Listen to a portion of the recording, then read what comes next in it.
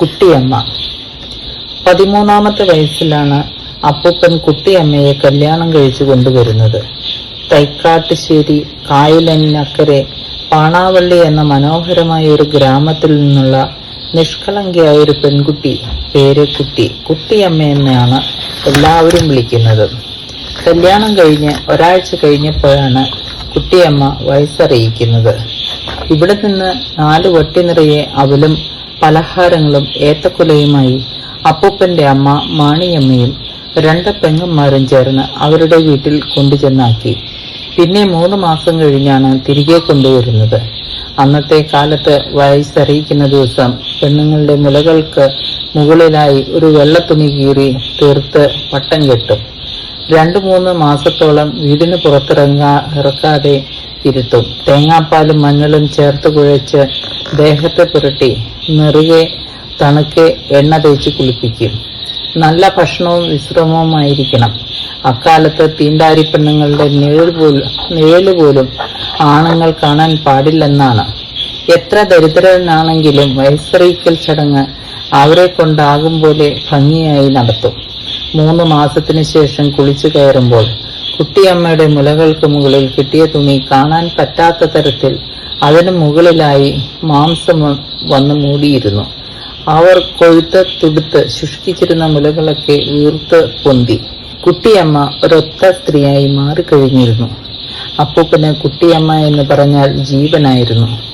ഒരു കുഞ്ഞിനോടുള്ള കരുതലും സ്നേഹവും വാത്സല്യവുമൊക്കെ ഉണ്ടായിരുന്നു അപ്പൂപ്പൻ അവരോട്. കുട്ടിയമ്മയുടെ ലോകം തന്നെ അപ്പൂപ്പനായിരുന്നു. അപ്പൂപ്പനൊരു ശാന്തിയായിരുന്നു. ആ കാലത്ത് ദളിത് ഈഴവ അമ്പലങ്ങളിലും കുടുംബക്ഷേത്രങ്ങളിലുമൊക്കെ പൂജാകർമ്മത്തിന് പോകുമായിരുന്നു. അതിൽ നിന്ന് കിട്ടുന്ന വരുമാനത്തിലാണ് വീട് കഴിഞ്ഞിരുന്നത്. ഇതിനു പുറമെ അല്പം ജ്യോതിഷവും മന്ത്രവിദ്യകളുമൊക്കെ വശമുണ്ടായിരുന്നതിനാൽ പ്രായമായവരും സ്ത്രീകളും കുട്ടികളും നിത്യസന്ദർശകരായിരുന്നു.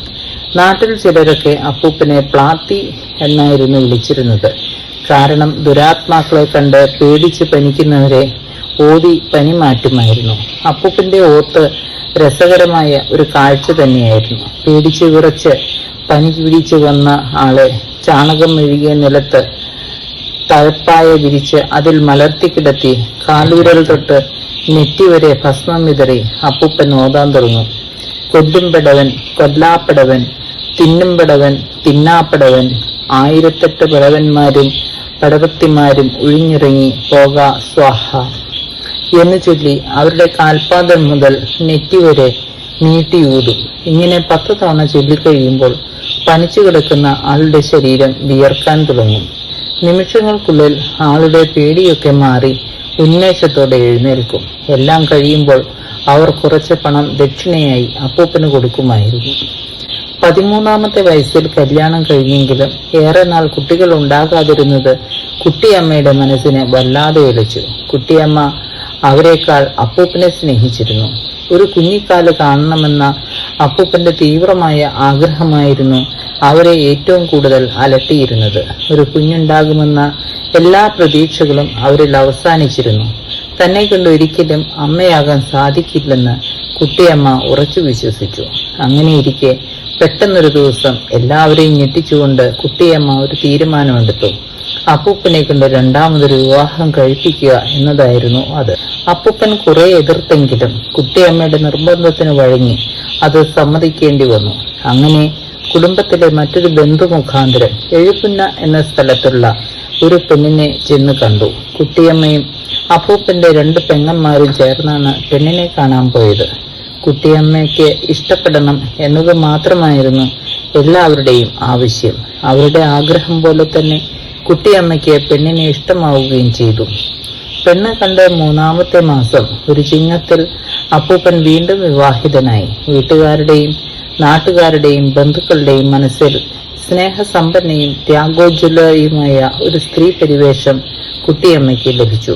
അക്കാലത്ത് നാട്ടിലെ സംസാര വിഷയം കുട്ടിയമ്മയായിരുന്നു. അപ്പൂപ്പന്റെ 2ാം ഭാര്യയുടെ പേര് കുഞ്ഞിപ്പെണ്ണ് എന്നായിരുന്നു. മറ്റേമ്മ എന്നായിരുന്നു ഞങ്ങളെല്ലാവരും അവരെ വിളിച്ചിരുന്നത്. അവർ 2 ഭാര്യമാരും ഒരു വീട്ടിൽ തന്നെയായിരുന്നു താമസിച്ചിരുന്നത്. അവർക്കിടയിൽ യാതൊരു കലഹങ്ങളും ഉണ്ടായിരുന്നില്ലെന്ന് മാത്രമല്ല വളരെ സ്നേഹത്തോടെയാണ് കഴിഞ്ഞിരുന്നത്. കല്യാണം കഴിഞ്ഞ് 2 മാസം മറ്റമ്മ ഗർഭിണിയായി. അവരെക്കാൾ ഏറെ സന്തോഷിച്ചത് കുട്ടിയമ്മയായിരുന്നു. അവർക്ക് വേണ്ട ഭക്ഷണങ്ങളൊക്കെ ഉണ്ടാക്കി കൊടുത്തിരുന്നതും അവരെ പരിചരിച്ചിരുന്നതുമെല്ലാം കുട്ടിയമ്മയായിരുന്നു. ആ വിശാല മനസ്സ് കണ്ട് എല്ലാവരും അത്ഭുതപ്പെട്ടു. ഊണിലും ഉറക്കത്തിലും ജനിക്കാൻ പോകുന്ന കുഞ്ഞിനെ കുറിച്ചായിരുന്നു കുട്ടിയമ്മയുടെ ചിന്ത. ഒരാൺകുഞ്ഞ് ജനിക്കണമെന്നായിരുന്നു അവരുടെ ആഗ്രഹം. അങ്ങനെ ആ തുലാമാസത്തിൽ കോരിച്ചൊരിയുന്ന മഴയുള്ള ഒരു രാത്രിയിൽ മറ്റേമ്മ ഒരാൺകുഞ്ഞിനെ പ്രസവിച്ചു. കുഞ്ഞിനെ ആദ്യം കയ്യിലെടുത്തത് കുട്ടിയമ്മയായിരുന്നു. ആ കുഞ്ഞിന്റെ മുഖം കണ്ടപ്പോൾ കുട്ടിയമ്മയുടെ മനസ്സിലുണ്ടായ സന്തോഷത്തിന് അതിരില്ലായിരുന്നു. ആഗ്രഹം പോലെ തന്നെ ആൺകുഞ്ഞിനെ കിട്ടിയതിന്റെ സന്തോഷത്തിൽ അവർ മതിമറന്നു. മുല കൊടുക്കുന്ന സമയങ്ങളിലൊഴിച്ച് ബാക്കിയുള്ള സമയത്തൊക്കെ കുഞ്ഞ് കുട്ടിയമ്മയുടെ കൈകളിലായിരുന്നു. നിലത്ത് വെക്കാതെ കുട്ടിയമ്മ കുഞ്ഞിനെ വളർത്തി. അതുകൊണ്ട് തന്നെ കുട്ടിയമ്മയായിരുന്നു കുഞ്ഞിന് സ്വന്തം അമ്മയേക്കാൾ ഇഷ്ടം. കുട്ടിയമ്മ എങ്ങോട്ട് തിരിഞ്ഞാലും അവരുടെ മുണ്ടിന്റെ കോന്തലയിൽ തൂങ്ങി നടക്കും. പിൽക്കാലത്ത് ഞാൻ അമ്മാവൻ എന്ന് വിളിച്ചിരുന്ന എന്റെ അപ്പൂപ്പന്റെ ആദ്യത്തെ മകന് സോമൻ എന്ന് പേരിട്ടതും കുട്ടിയമ്മയായിരുന്നു. അമ്മാവന്റെ ലോകം തന്നെ അവരായിരുന്നു. കഠിനാധ്വാനിയായിരുന്നു കുട്ടിയമ്മ. ഒരു നേരം പോലും വെറുതെ ഇരിക്കുന്നത് അവർക്ക് ഇഷ്ടമല്ലായിരുന്നു. ഓലമടയിലോ തൊണ്ടുതല്ലലോ മുറ്റത്തെ കളപറിക്കലോ ആയി അവർ എപ്പോഴും തിരക്കിലായിരുന്നു. എന്തു ചെയ്താലും എങ്ങോട്ട് പോയാലും നിഴലുപോലെ മാമനും കൂടെ ഉണ്ടാകുമായിരുന്നു. 2 അമ്മമാരുടെയും സ്നേഹത്തിന്റെ തണലിൽ അമ്മാവൻ വളർന്നു.